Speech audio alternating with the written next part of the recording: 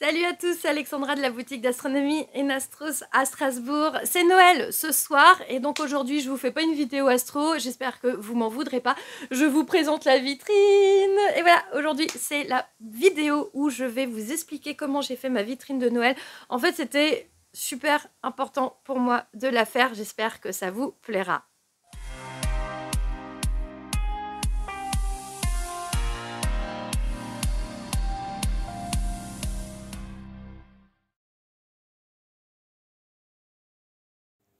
Et notre vidéo commence dans la boutique. Alors, on n'est pas du tout en décembre aujourd'hui, on est le 8 novembre. Il y avait une éclipse ce matin, voilà. Et j'ai pu la regarder en direct sur YouTube. Alors, vous voyez qu'en fait, ma vitrine de Noël, elle est carrément pas encore faite. Voilà, donc on a encore, du coup, voilà, les télescopes qui traînent un peu partout.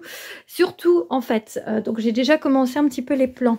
Donc voici, alors moi je prépare tout, voilà, moi je... c'est à l'envers. Voilà. Moi je prépare toujours tout en fait, voilà, un petit peu à l'avance. Ça va être le plan de la vitrine.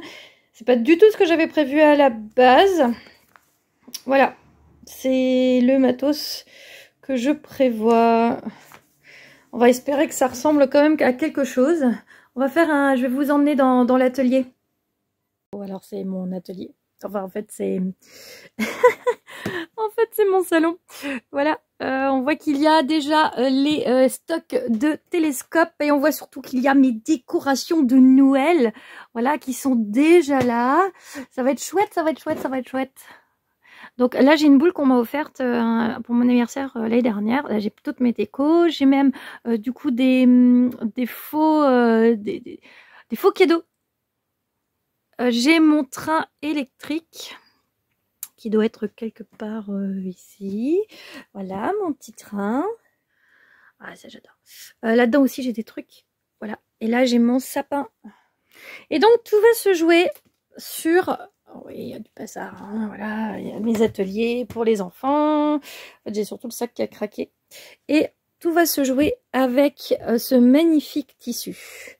Alors, chaque année, en fait, la ville de Mulhouse, moi je suis pas originaire de Strasbourg, je suis originaire de Mulhouse, ça fait maintenant plus de 10 ans que j'habite à Stras, et en fait, chaque année, la ville de Mulhouse propose de décorer ses tables de Noël avec du tissu réalisé avec une créatrice. Ça, c'est celui de l'année 2017, donc en fait, vous avez toujours le nom du tissu, l'année et bien sûr avec marqué ville de Mulhouse.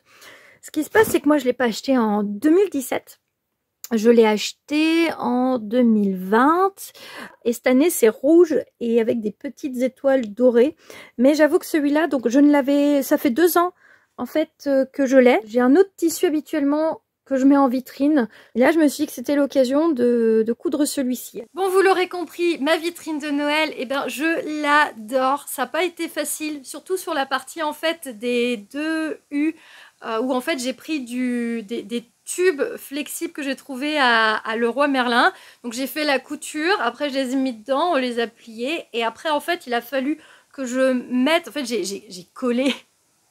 Parce que j'avais pas d'agrafeuse, en fait, de grosse agrafeuse. J'ai mis donc une barre, une petite barre en bois pour venir vraiment faire l'effet de plisser au niveau de la couture, au niveau du tissu.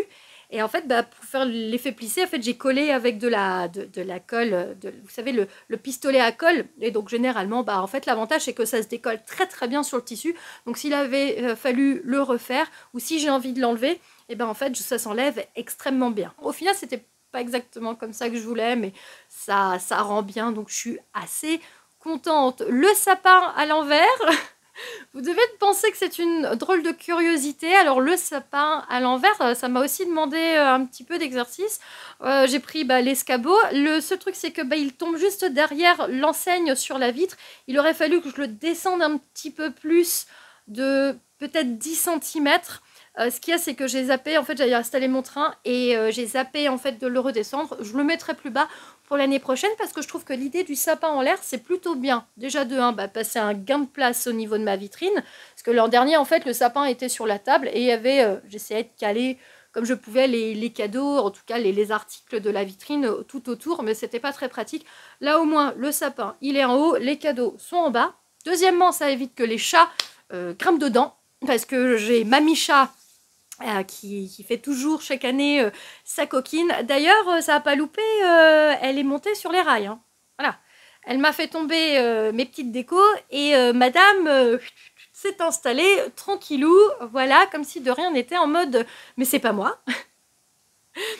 Et puis le fait aussi de le mettre en hauteur, donc ça viendrait de vieilles coutumes au moment de Noël qui représenteraient alors soit la croix, donc le Christ sur la croix, donc l'effet justement, vous voyez, du sapin, ou alors même la Trinité. Et j'ai trouvé ça plutôt sympa, j'avais vu ça à l'époque sur Pinterest, dans les grandes enseignes qui avaient remis ça au goût du jour, mais en fait j'ai trouvé ça plutôt pratique. Donc je m'étais dit que c'était sympa de le faire cette année comme ça, le sapin à l'envers et en l'air. Voilà, petite chose, il y a également dans le sapin ces petites décorations magnifiques qui ont été faites par ma maman. En fait, c'est du crochet. Je ne sais pas si vous connaissez. Voilà, donc c'est du fil, c'est crocheté. Lorsque ils sont pas solidifiés comme ça, ça ressemble à un apron. Elle les met dans des cercles, dans un cercle en bois qu'elle va étirer. Donc elle l'accroche avec un petit fil à coudre.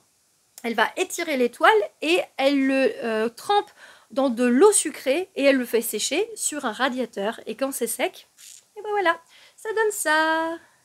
Elle m'a fait 10 modèles différents. Donc là, j'en ai que 3, je vous en montre 3, mais voilà, ils sont en vente. Alors moi, je trouve ça super sympa. Vous voyez, dans le sapin, en fait, ça fait plutôt joli. Et en fait, ce que je trouve ça super chouette, déjà parce que c'est ma maman qui les a fait. Donc je trouve ça trop mignon. Et c'est pas qu'une déco. Alors vous allez me dire, c'est quoi le rapport avec l'astronomie? En fait, c'est des étoiles. Hein, c'est des étoiles. Voilà, des étoiles de Noël. Ce qui est chouette, c'est que c'est pas forcément qu'une déco de Noël. Je trouve que ça fait vraiment une déco un peu toute l'année. C'est une jolie déco d'ambiance qu'on peut venir accrocher au niveau d'une vitre. C'est vraiment super mignon. C'est très fin. Et ma maman, elle a toujours été douée en couture et pour le crochet. Donc, elle a toujours fait ça. Et du coup, je trouve ça vraiment trop cool, voilà, d'en avoir et d'en proposer. Ils sont en vente à la boutique et sur mon site. Je vous mets le lien en dessous en descriptif si jamais ça vous intéresse. Mais voilà, ça me fait trop plaisir de les avoir, ma petite maman. Ça fait partie des petites choses de ma vitrine. Puis la dernière chose, c'est mon train électrique. Hein. Voilà, mon train électrique, j'ai envie de dire, ça y est, cette année, j'ai enfin réussi à le faire. Tourner mon petit train. Alors c'est mon train que j'avais quand j'étais petite, il a potentiellement 30 ans, puisque j'ai un transformateur Made in Germany, by Siemens, et il y a 92 dessus, donc si ça se trouve c'est l'année, donc 1992, ce qui ferait que le transfo a 30 ans, et je suis trop contente qu'il roule encore, j'en ai pris grand soin, la preuve que lorsqu'on prend soin de ses affaires, et ça marche toujours 30 ans après. Les télescopes, c'est pareil. Si vous prenez soin des télescopes, vous pourrez les réutiliser dans les années futures. C'est du matériel qui peut même se transmettre voilà, de génération en génération à vos enfants ou à des cousins, à la famille qui s'intéressent à l'astronomie. C'est ce que j'aime aussi beaucoup dans l'instrument du télescope. Il ne faut pas les jeter, hein, faut les garder précieusement. Et là, vous le voyez, regardez, je vous mets des images, il tourne, il est trop beau, ma vitrine. En extérieur, je suis quand même assez contente. Là, c'est la vitrine de Noël.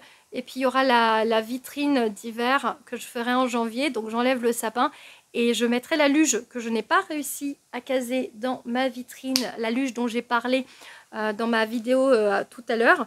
En fait, impossible de la caser. Donc, le petit nounours qui est dans la vitrine, je vais lui mettre un petit déguisement. Enfin, je vais mettre un petit pull polaire. Et puis, je le mettrai sur la luge. Et du coup, il fera de la luge en janvier.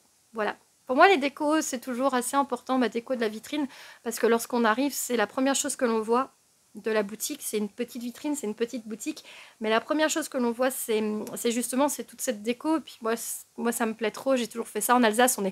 Noël, c'est très particulier en Alsace. Saint-Nicolas et le 6 janvier avec la galette des rois, je trouve que c'est une période qui est vraiment très présente dans la région. La preuve, le marché de Noël, que ce soit celui de Strasbourg, Colmar, Mulhouse ou même des petits villages, ils sont connus dans le monde entier.